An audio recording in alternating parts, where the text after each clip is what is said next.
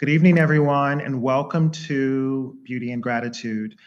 I have some great guests tonight, but I want to talk about a few items that I've had a chance to look at. And it's really about beauty and gratitude. So recently, I tried a new deodorant over the counter, and it wasn't very friendly to me.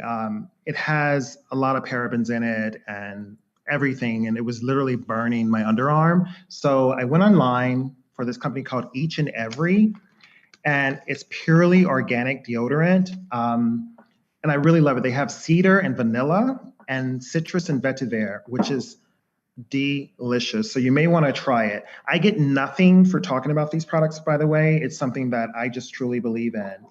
Another one I tried was B3.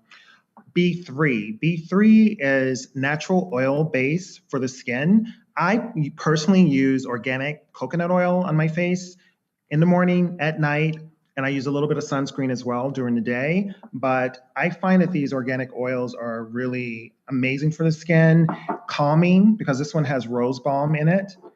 And the big thing now is hand sanitizer, right? So I travel around with hand sanitizers. This one's from Cinema Secrets.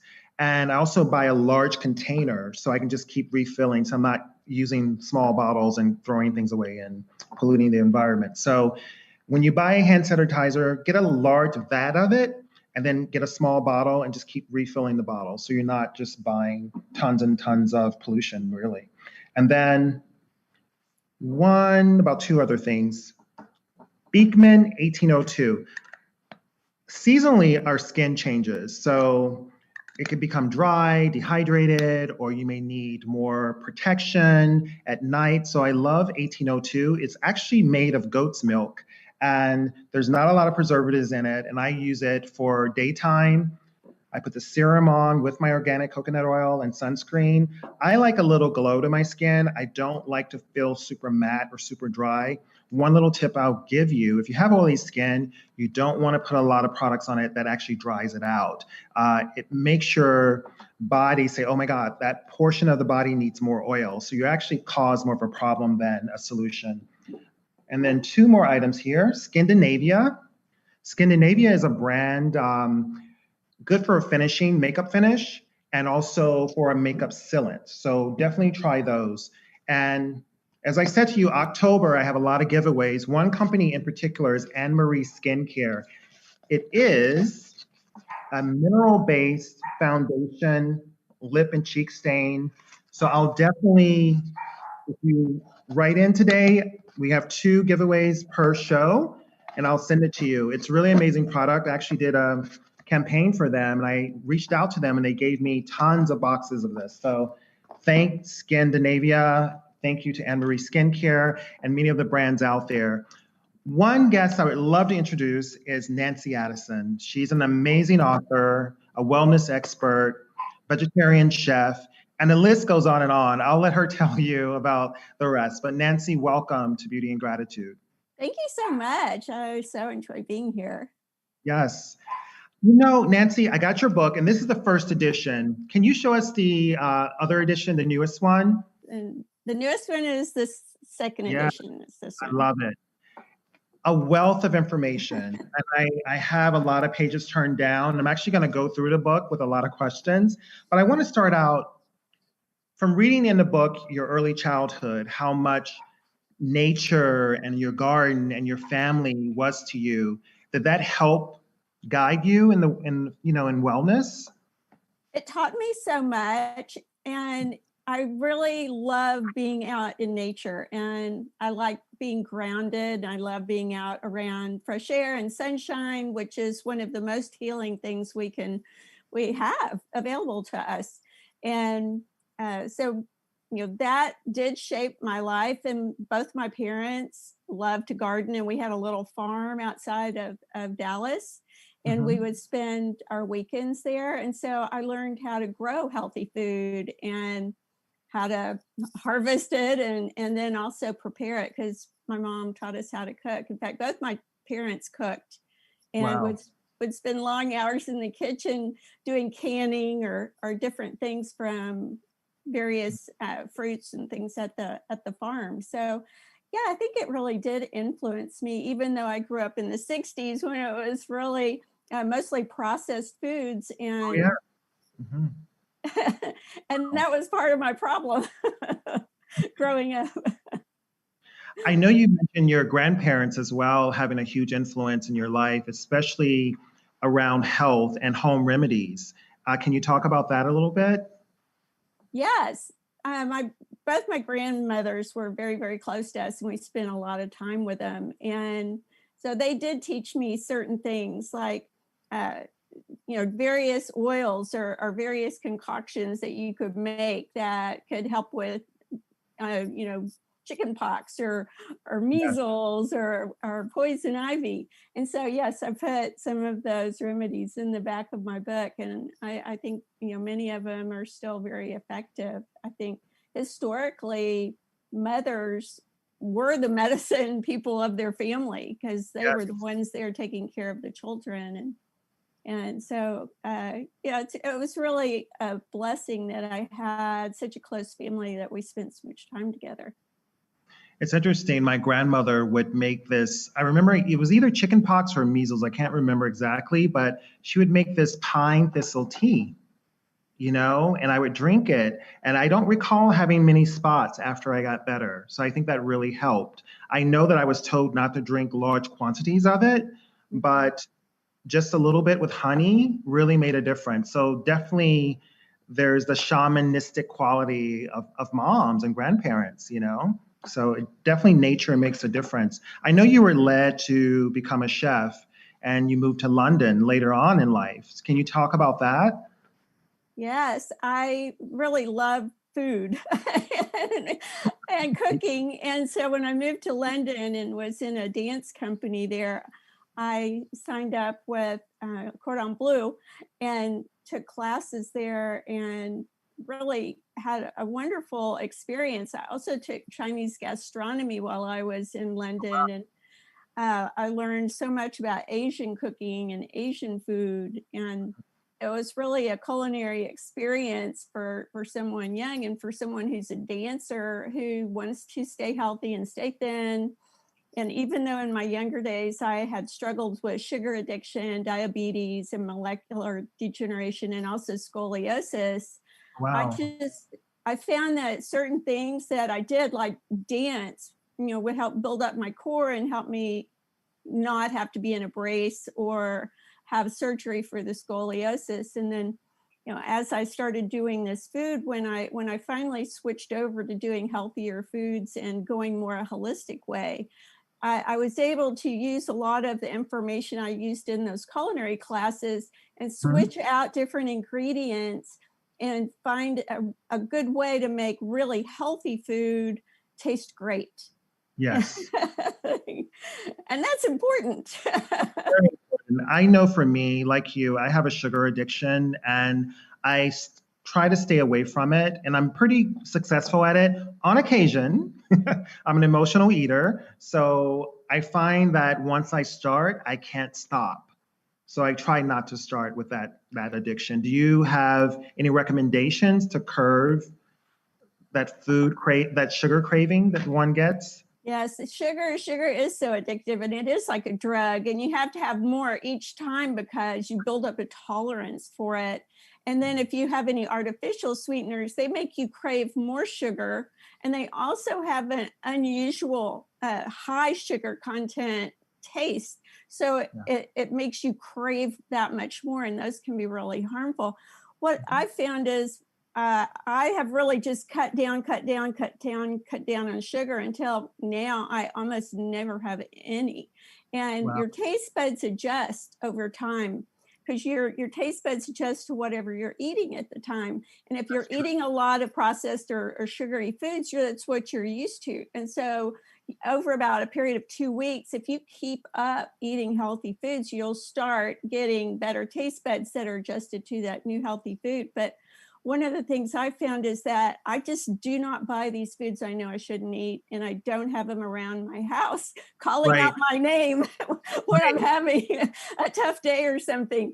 And, out of sight, out of mind, so many times, it's the billboard, it's the advertising that, spurs Trigger. that thought in your mind, oh, I want to go get this. And so it's almost like putting on blinders, Yes. and I just go straight to the, organic vegetables at the farmer's market or the organic fruits and vegetables on the outside of the grocery store. And I really try to fill up my basket with those and Yes.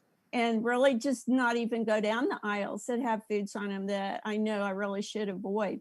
Because I really did struggle with that for so long, and I know how addictive they are. And I found that this just works for me. And then at a party, if someone offers me stuff, I kept having people put stuff on my plate the other night at this party, Oh, no. and it was things that I would not normally eat, like brownies and cake. And I have to admit, I didn't want to hurt their feelings. So it looked like I probably ate a little bit of it, but I really just put it in my napkin and in the trash. Yeah. Definitely when done they that. weren't looking.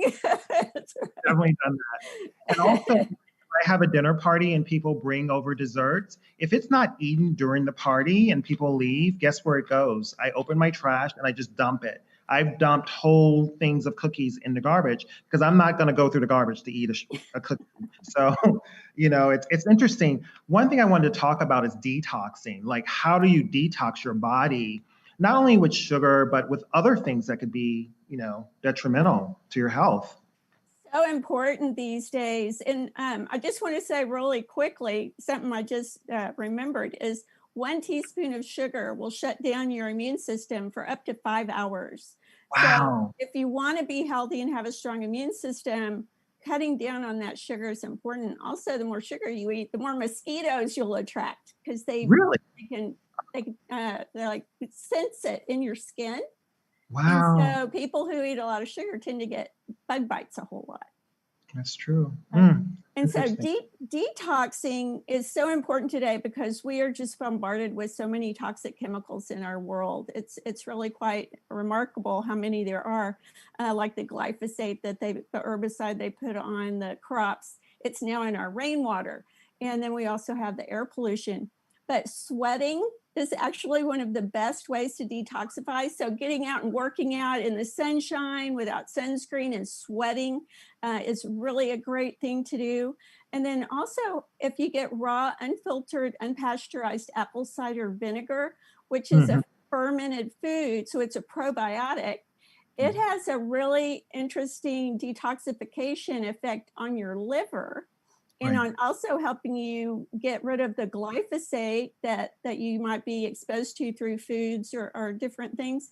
And so if you put a little bit of apple cider vinegar in a little glass of water once a day or 4 times a week, and help detoxify your liver that way. And I think, that's really important, keeping our organs clean and healthy so that they can function properly.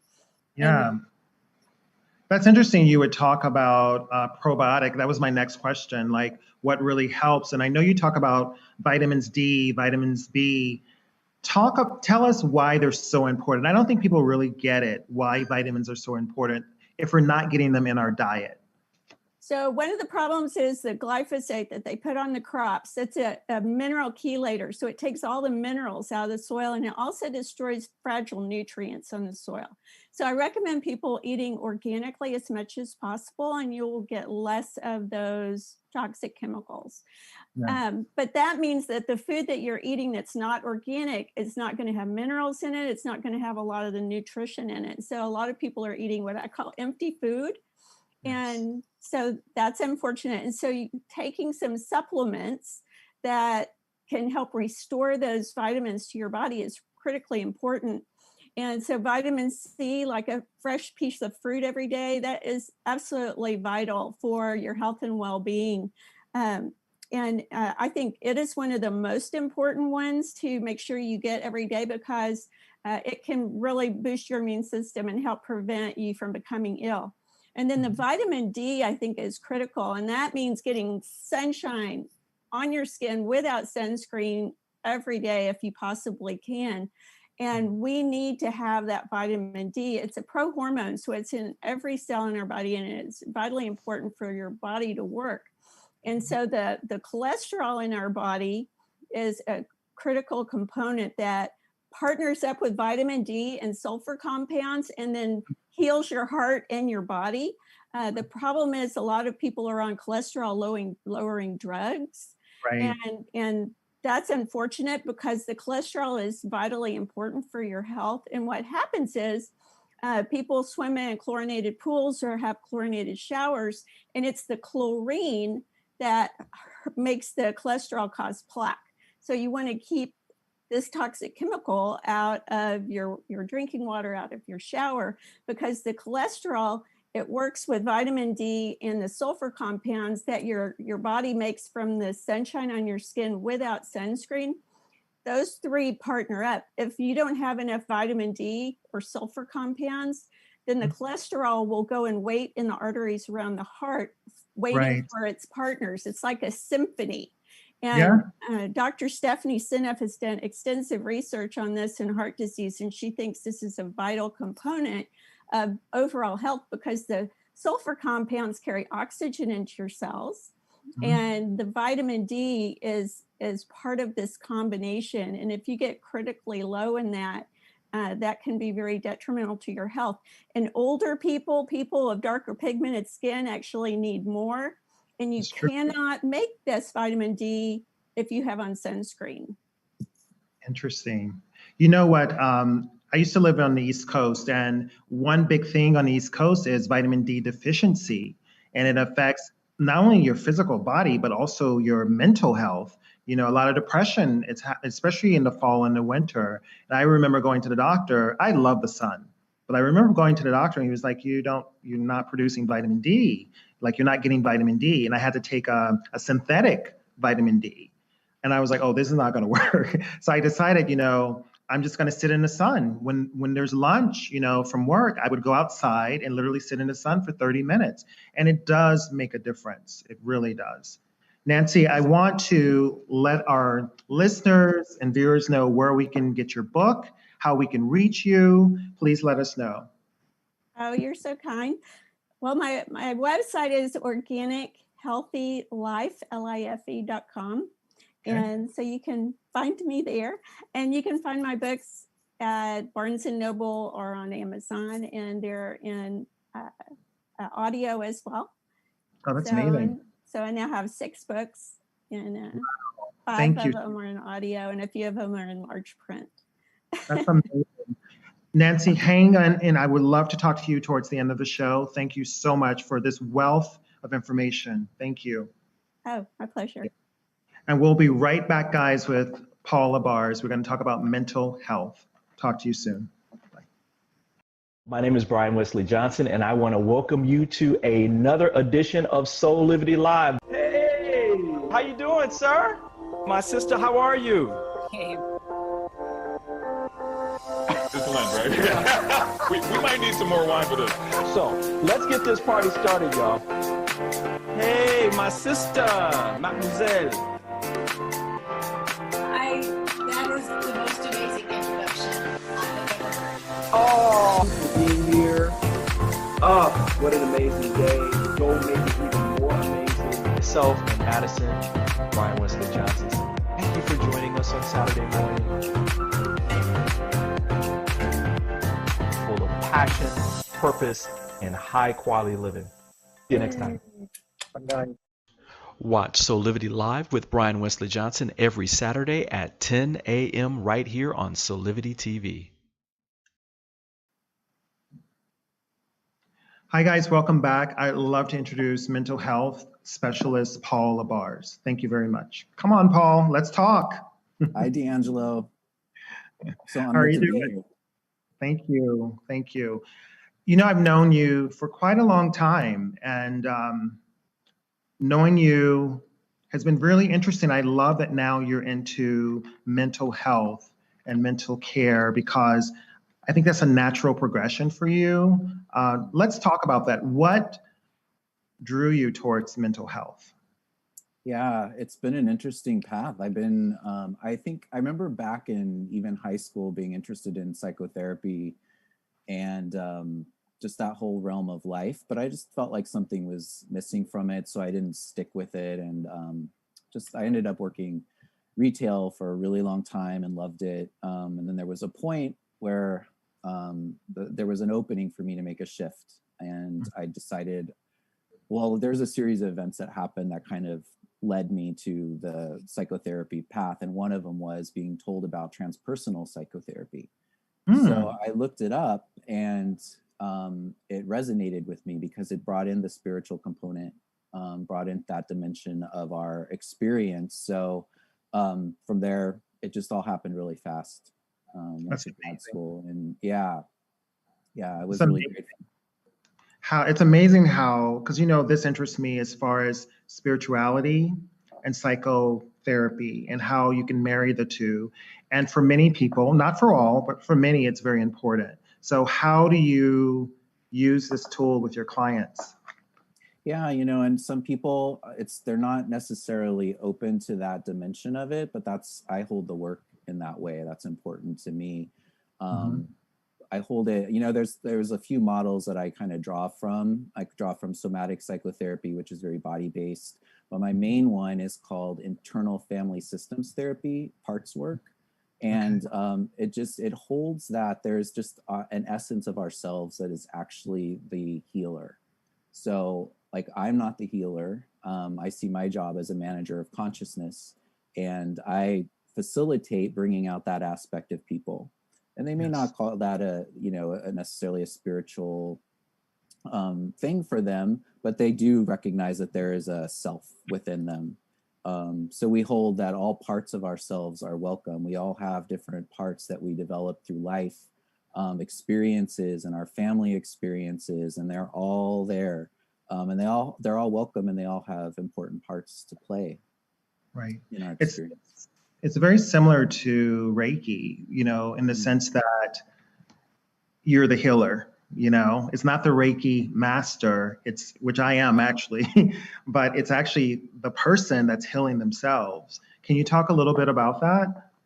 Yeah, well, it's interesting because I was a Reiki practitioner before I ended up going into psychotherapy. And one of the reasons was because I would see experiences happen with clients that they would have, it was trauma coming up, but I really couldn't name it. I didn't understand what was happening. So I wanted to learn more, and I wanted to be well-rounded. And so there's it's hard to explain until you experience it, but there's just something in us that then Hakomi is another modality that I study from. They call it organicity. It's this natural propensity. Like, just think about the body goes to heal itself. Like, you get a cut and it'll start healing itself. So there's like a propensity in us, and there's also one within our mental health, our psyche too, that does the same thing. Right. Wow. And it's self-compassion, it's self-love, it's self-compassion. I think that's kind of the basis of what the parts work model is pointing to in the present. Right. Wow. During this time of COVID and the pandemic, I'm sure you're getting new clients that are needing your services. Let's talk about that. What things are you seeing that clients are coming to you for? Yeah, there's a lot of change. There's a lot of anxiety. One of the things that's been just kind of front in mind coming up the last few weeks is just this idea of pain and suffering. And there's a lot of pain right now that's happening. And this is from Buddhist psychology. But how much extra are we putting on things? If we're in different situations where we're not seeing people, or radical changes have happened, how much extra are our minds putting on the experience, so we can have some control in the suffering. And that's been coming up a lot. It's just kind of, thinking about self-care, thinking about the tools we can use as all of this is happening. Right. So Paul, what's your outlet? How do you stay centered and grounded? Yeah, everything that I use in my work, I also use with myself. So mindfulness is important for me. It's, having times where we can just like slow down the nervous system. All of our nervous systems are so heightened right now, either in hyperarousal or hypoarousal. So doing things like going outside, like Nancy was saying, like, getting some sun. And if there's not sun, like I'm in Northern California, we've been having some tough times. Yes. you know, like, okay, so you can't do that. What can you do? Like, you can step outside for a little bit. Things like that are very important. Journaling's important. And I was going to mention, because of your book, one tool that I suggest to clients and I do myself is a journaling process I call emptying and replenishing. Oh, wow. So it's a way to kind of cultivate that self that's with our experience. So by putting things on paper.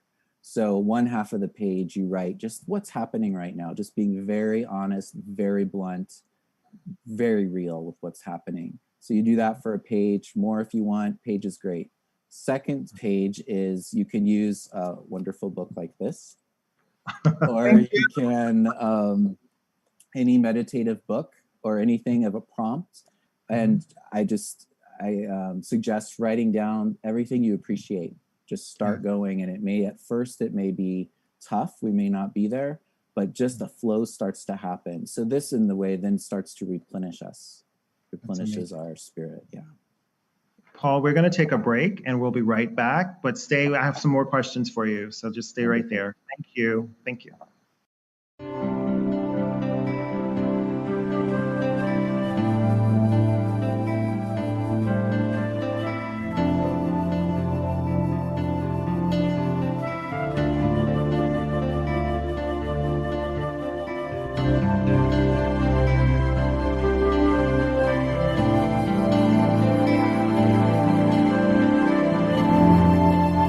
Watch Live with Jesse and Melva right here on Solivity TV every Sunday at 5:30 Eastern.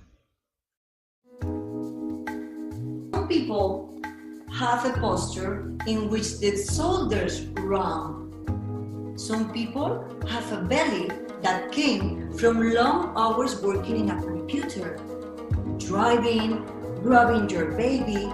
The posture changes with your lifestyle. So we have to reprogram our posture in order to have a better lifestyle. So what is important here to know? Our core, the house of our body, with the roof here, the diaphragm, with the pelvic floor that is the ground, and the whole core muscles are the walls of the house, have to work properly in order to have a good posture and a good movement. Watch Body Fit with Alexa Marine every Monday and Thursday at 9 a.m. right here on Solivity TV.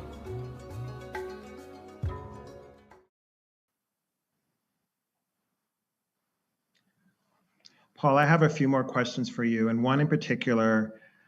How open are many cultures to therapy? Do you find that more people are more receptive to therapy than before?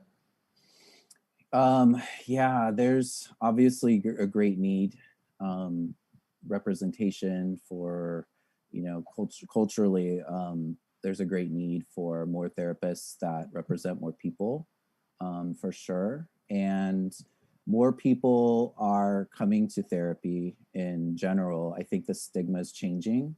And one of my passions and hopes is to change that. I'm very authentic and transparent, and was kind of a rebellious, a rebel therapist for a while. Was kind of like pushing, like, what's real? Is this person going to be real? And just wanting to break down those stigmas, because we're all therapists, we're all clients, if you want to call them clients, for each other. Yeah, that's the other thing I love about the IFS model, is because you're kind of building your own inner therapist, and it's something that you can take with you. I never wanted to create dependency in the work. I wanted people to have something that they can take with them and become their own healer and help others. Yes, that's very powerful. What do you think the future is for mental health or therapy? What's the future? I think the future is it being more normalized. And I think, and that's coming a lot from, you've probably seen in social media, a lot of big names are sharing their experiences now, and it's amazing. It's wonderful. Even more so than when I started out, years and years ago. There's more names speaking about it. I see definitely a lot of crossover, and I'm glad that I'm on this show with, people who help with eating and there's so many aspects to our health. It's like mental health is a part of it, and it's our body, it's our, you know, our spiritual life. Like, it's very holistic. So I see it coming together more and more like that. Even the theories, like the theories that I've studied and that are coming up, they're really starting to be more integrative, which is amazing. And that's the beauty of science, right? That it's constantly evolving and it's constantly proving theories. You know, one thing I want to talk about, what are the myths of mental health? There's a lot of myths out there. So can you speak to some of them? Yeah, well, I think a lot of the myths come from just like what we see in the media. You know, we have an idea of what it looks like. We have an idea from shows we've seen and person sitting on the couch, and there are different models. You know, like there's a place for all of them. I come from more of a relational, humanistic model. So, you know, it's like the healing comes from the relationship with where I come from. So it's not the you know, one-sided type of relationship. That's a main one that I think of, or that the person thinks that, like, well, if I go to see a therapist, I'm crazy, or there's something, you know, there's something wrong with me, and that's definitely a myth. I used to believe that. Yeah, At one time, so did I. That I don't anymore, though. I definitely don't anymore. Yeah. So. Yeah, and the model I come from, it's like I was not into diagnosing when I first started, and I've come to see it's an important part of the work, but I see it as like there's parts of us that might have an anger issue, or there's parts of us that might have borderline tendencies, and there's wisdom in those too. So yes, well, yeah, that's powerful. It's funny, I'm talking to a therapist now right after the George Floyd incident, and not to get too in detail about it, but I thought, how do I process rage, anger, whatever I was feeling at the moment? I knew that I didn't want to sit with it.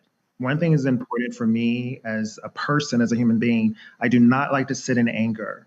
So I called a friend and she's a therapist, and I said, hey, I need you for about 6 months, twice a month. Send me a bill and I'll take care of it.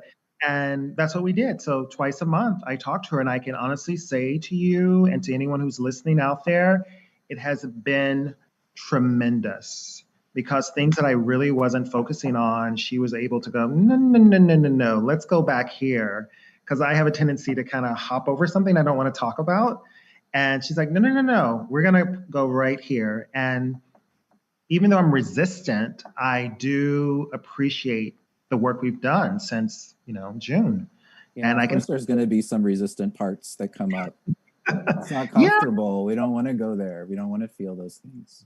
Yes, and I'm very private, but I think in therapy, you have to let that wall down, you know, and she pointed out some things that I didn't know about myself. I think I did subconsciously, but yeah, therapy is definitely important. What is beautiful about your profession? And we'll wrap with this last question. What's beautiful about your profession?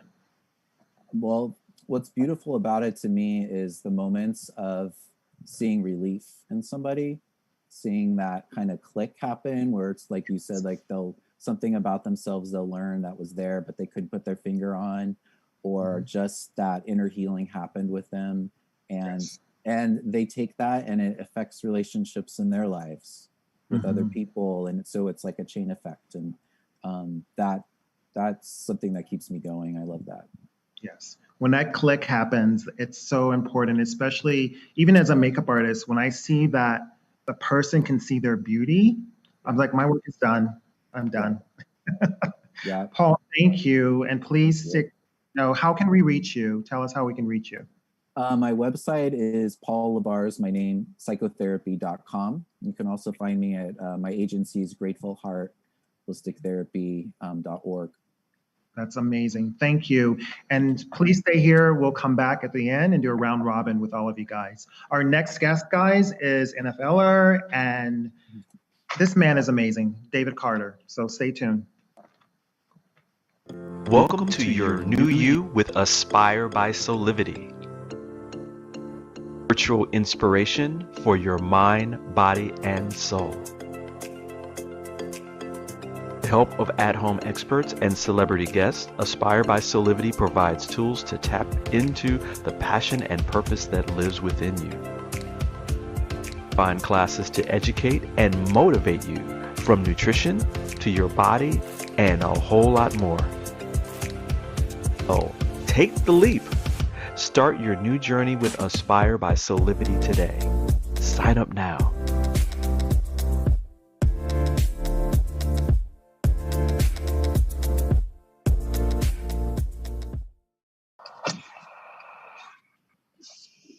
Hey guys, welcome back. Our next guest is David Carter. How are you, man? I'm doing great, man. I'm excited to be on the show with everyone. Amazing. David, thank you for coming on. And I really want to cover a lot of territory with you. So first things first, NFL. Tell us about that journey. When did you start playing football and what led you to the NFL? No, that's a long story, but I'm gonna give you the most concise version. So, I have a brother, and I have a sister too. But the football story involves my brother and I. Okay. We grew up playing football. My mom put us both. We grew up in South Central Los Angeles, which for a lot of people who don't know, that's the hood. So, and we were big, right? I was 6 foot in the 8th grade, 6'1", Wow. right? Wow. So we were big. So as soon as we could, my mom threw us in the closest Pop Warner team. And so we just played football. We were good. They called us the bookends because we nobody could get past us. And we just grew up playing sports, Pop Warner, and then got to high school, and we still played. We surrounded ourselves with a group of guys who were our friends, and we would all train every day after school for we would study for 2 hours after school, right? Then we would go train for 2 hours after school, and we would do that every day. And so it was like a group of 6 or 7 of us, and all of us ended up getting Division I scholarships except for 1 or 2. They ended up going to D2 schools and got scholarships there. Okay. And then three of us, one, two, both the Shirleys. It was like 5 of us went to the league, right? Ended up going to the NFL from that training group. And my brother was one of those, right? Me and my brother actually got drafted on the same day to the NFL. And that's so amazing. Yeah, there's a very dramatic, it was like my brother went and he went to the Pittsburgh Steelers, and then 15 minutes later, they called me, and the Arizona Cardinals called me and was like, "Oh shoot, we're both going." It was a crazy house. Wow. And then must have been proud. Yeah, man, they were excited about that. It was a good day. It was a really good day. So yeah, that was that. But that's football story. What I love hearing is that how disciplined you guys were, not only with the game of football, but also with studying. And you went to UCLA, correct? Right after high school?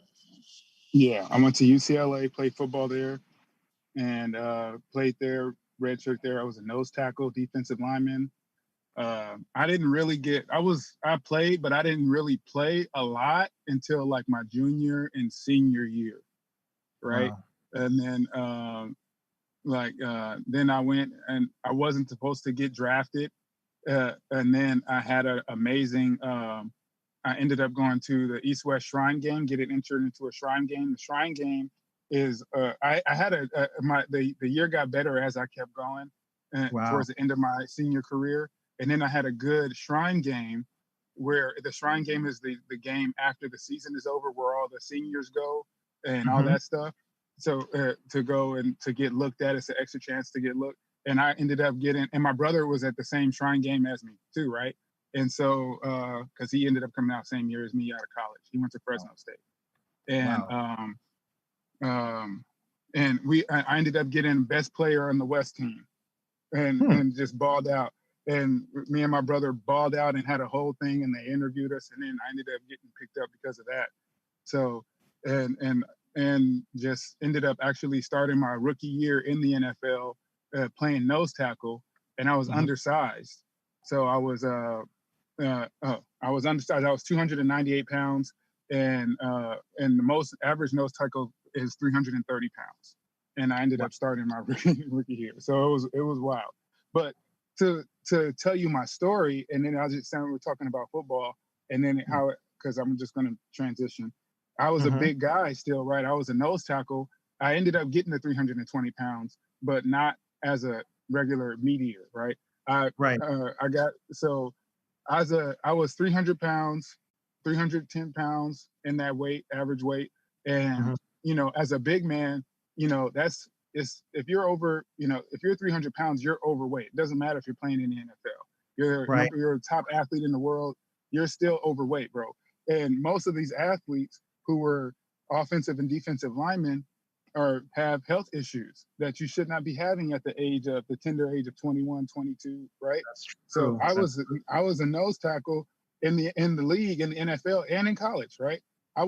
They were prescribing me high blood pressure medication because I had high blood pressure in college and in the NFL. And, you know, and I realized it's like, you know, high blood pressure is a precursor to heart disease, right? Yeah. And it's just a sign like your arteries are clogging up with cholesterol, not the cholesterol that our body naturally makes, but the cholesterol that we're taking in from other animals. And so, and because it's like, and anyways, and there's the whole thing. So I realized, and I was dealing with tendinitis, right? And when you break down tendinitis, tendon means joint, right? And itis is Latin for inflammation. So I just had inflammation in the joint, and I realized I'm lactose intolerant, right? I'm a black guy, right? So most black people are lactose intolerant, or people of color, period, are lactose intolerant. And it really should be lactose tolerant, because it doesn't matter. I'm not going to get into that. But hey, I don't want a lawsuit like Oprah. Come on now. So I've watched this documentary. I watched this. I was a bit of a nerd growing up, right? Like I wanted to be a doctor, and I love to cook. Like my family owned a barbecue restaurant, and I was supposed to take over the barbecue restaurant, but we ended up moving, and my grandfather passed away, and it was a whole thing. But I was a barbecue master, boy. I tell you, boy, I could cook. Ooh, shit, I'm tired of them baby back ribs. Anyways, but though, right? No more. It's like grilled mushrooms now and corn on the cob. But it's still good though. But you know, my grandfather ended up passing away from stomach cancer, right? Cancer. So, and you know, from all that barbecue, all that stuff, and he was diabetic. My grandma diabetic. She had problems with Alzheimer's, right? And all of these things. And when you look at Alzheimer's, all of these things are food, the cancer, diabetes, high blood pressure. These are all food-related illnesses. Plaque on the brain is a precursor to Alzheimer's as well. You say what? Plaque on the brain is a precursor to Alzheimer's as well. So you're right. Yeah, Alzheimer's is plaque on the brain. That's exactly what it is. In between the brain layers. Exactly. Just like, man, yeah. So, but. And inflammation and all that stuff doesn't help with that, as you know, and inflammation in the brain, right? And inflammation, the plaque is inflaming your brain. So it's like, you know, it's like all of these things are food-related illnesses. So I realized that I was watched the documentary Forks Over Knives when I was in the league, and I realized it's like, man, like I'm over here taking this high blood pressure medication. They have me on painkillers, anti-inflammatories, for the tendinitis, and I was like, man, this has got to change, because this does not look good, right? My future does not look bright with all this. So I realized, I was like, I got to make a change. I was trying all these diets. I tried the you know, when you send your blood in, they tell you what food is best for your blood type. That shit didn't work. And then I was so uncomfortable. I lost so much weight, and I wasn't strong. Like my strength was like depleted. So I just went back to my regular way of eating, and then I watched the documentary. I tried a couple other things. I tried the egg. That's a whole nother thing. But wait, back up. Egg what? The egg? No, not the egg diet. Like this was before, when I was trying to like I tried a bunch of like diets. Like I had a trainer who was like, drink the eggs. Like, you know, I tried that one time.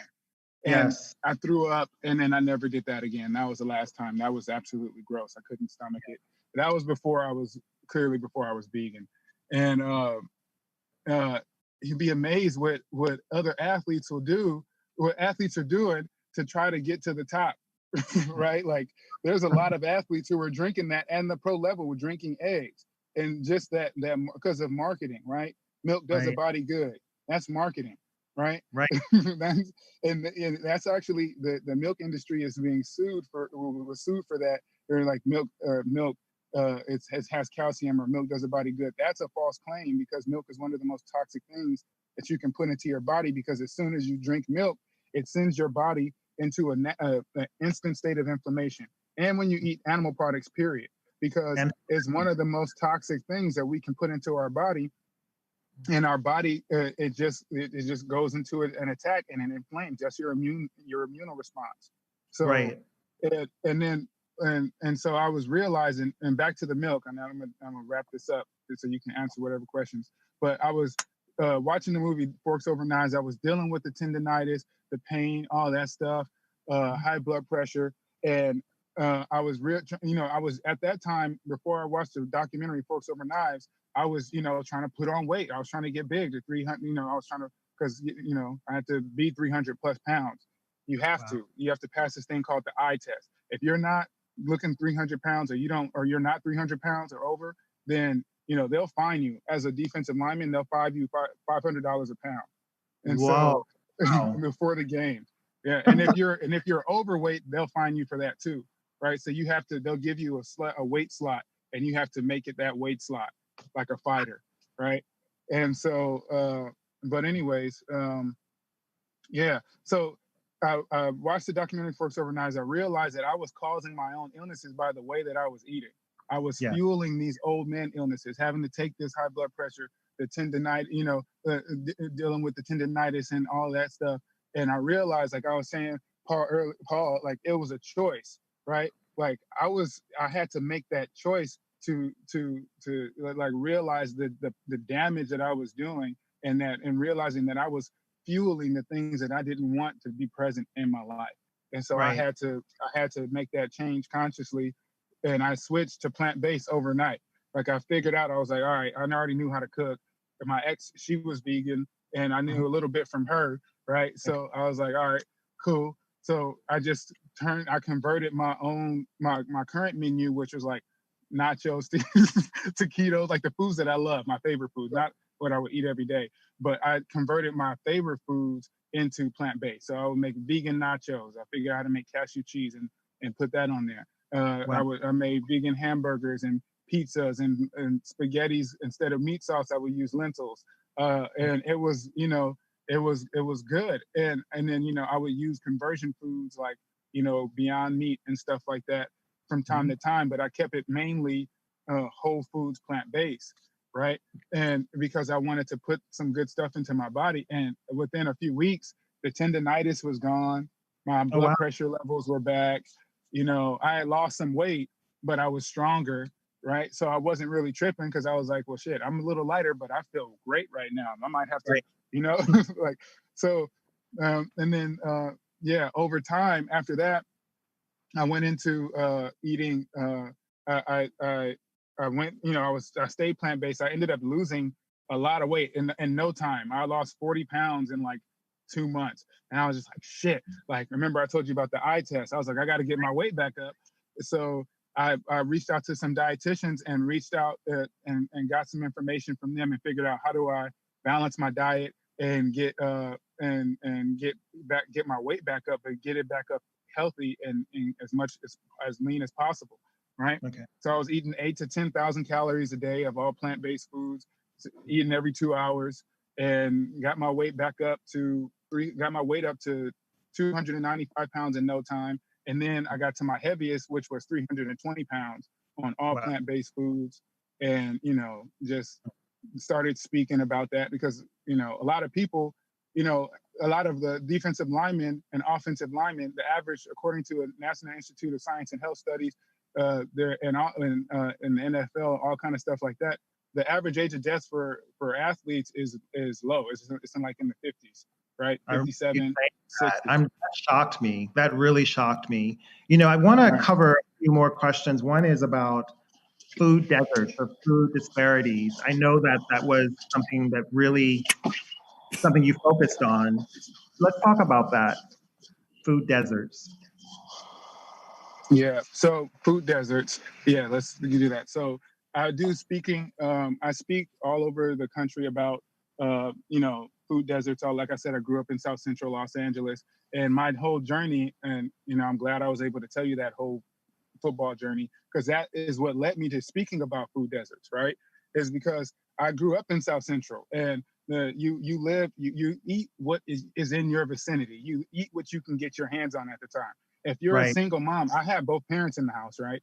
But my dad worked 18-hour days, right? He was, so he was there, but he wasn't there. He would come home at night and tuck us in and stuff, but it was on my mom all the time, and she would cook and I would cook. But for parents if you're a single mom and you got 3 jobs, you're just giving them what they can to go get what they can. And every time you only have like a few dollars, the only thing they can buy from is the dollar menu.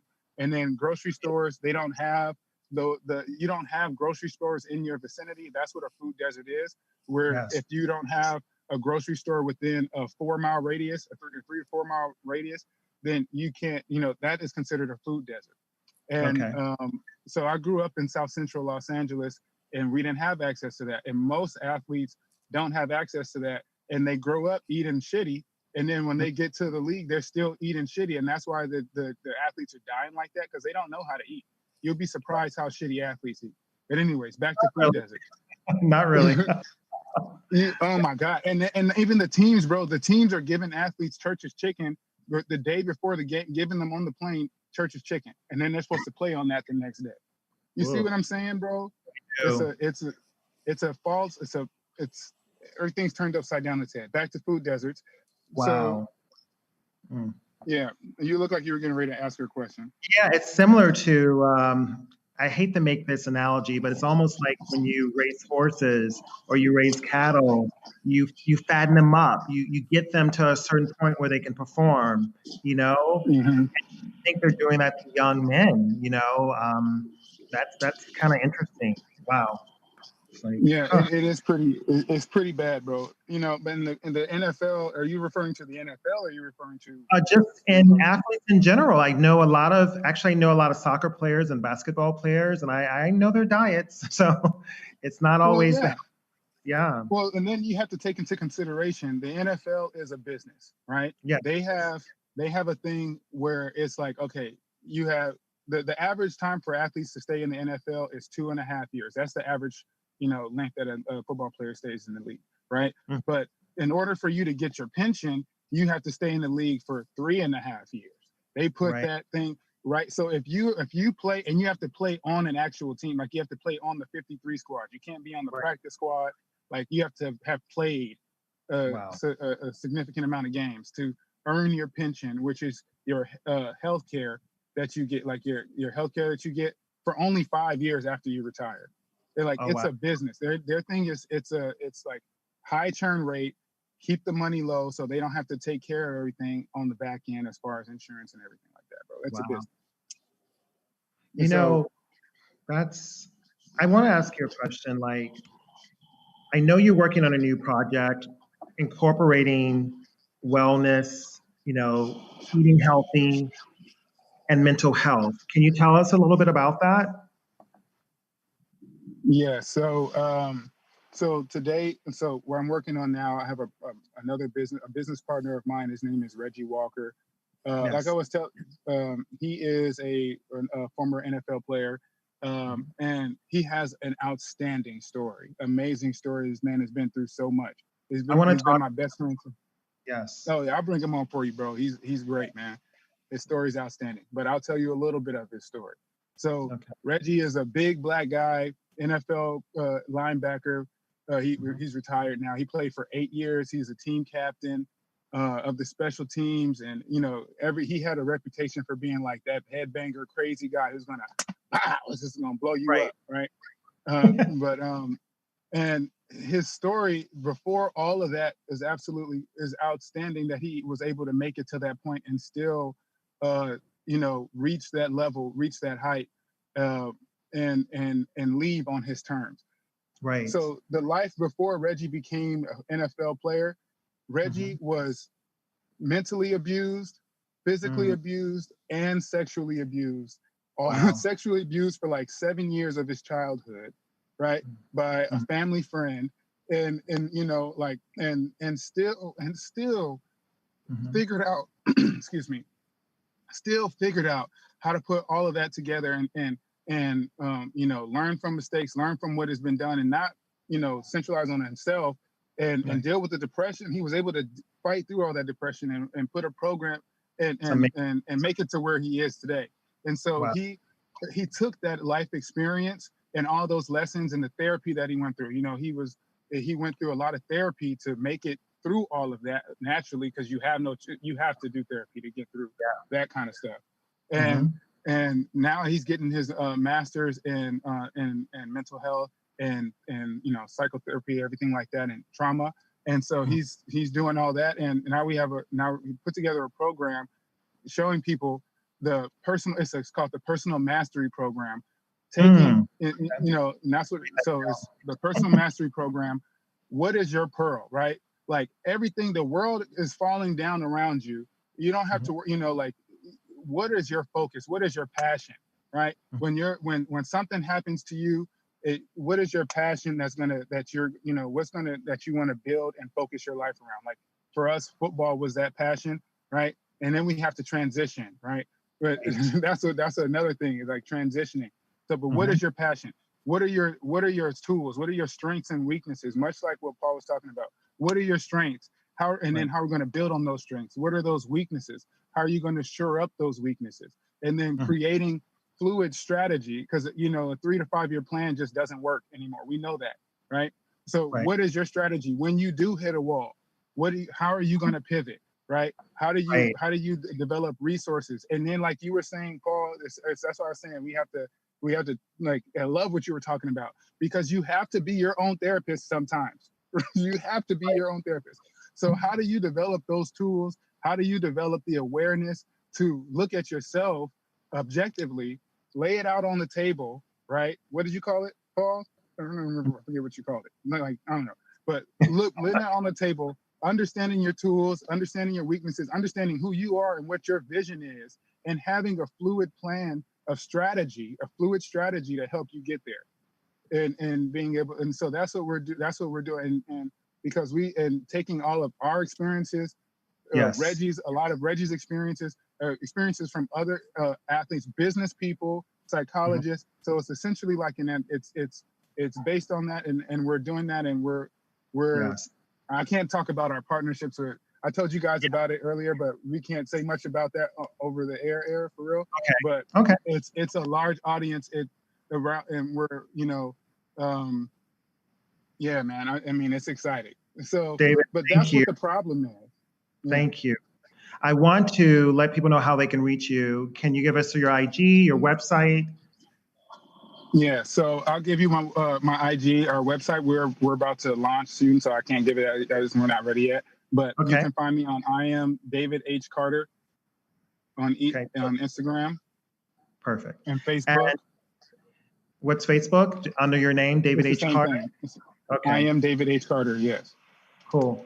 David, thank you so much. We're going to do a quick round robin because we only have about 5 minutes left, everyone. But the question is, what are you grateful for? Talk about your gratitude. So I'll start with Nancy. Well, I have to admit, I'm very grateful that I'm Christian, so grace of God is with us, and that our bodies are so miraculous that if we give them the right tools, they can heal and do incredible things. And I've just seen people reverse really challenging health situations just by, you know, healthy living and healthy food and healthy thoughts. I think, you know, it's all combined. Yes, it's Body, definitely mind, spirit. It's definitely a body, mind, and soul connection for sure. Thank you so much, Nancy. And Paul, what are you grateful for? Well, on that note, I'm grateful for the resiliency of the human spirit, just hearing the stories that were just shared and thinking about my work with clients. Very grateful for that. Yes, thank you. David, what are you grateful for? I'm grateful for awareness to be able to start away from the things that don't need to be in my life, but to be aware enough to be able to see and be a part of groups like this and take in the right information. So thank you. Well, I want to say, guys, to all of you, I'm grateful for each of you for coming on to Beauty and Gratitude. Next week, our guest is China Colston, actress and director. We also have Deborah Foss, who's an author, and Greg Brockington, a celebrity makeup artist. So I'll see you guys all next week. Thank you.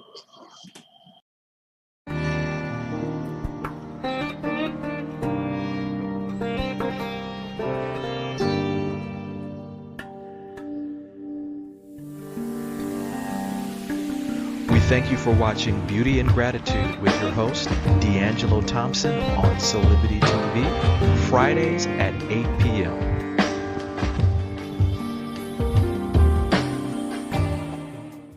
Solivity Magazine brings you the best in inspiration on Solivity TV. Check out our new shows.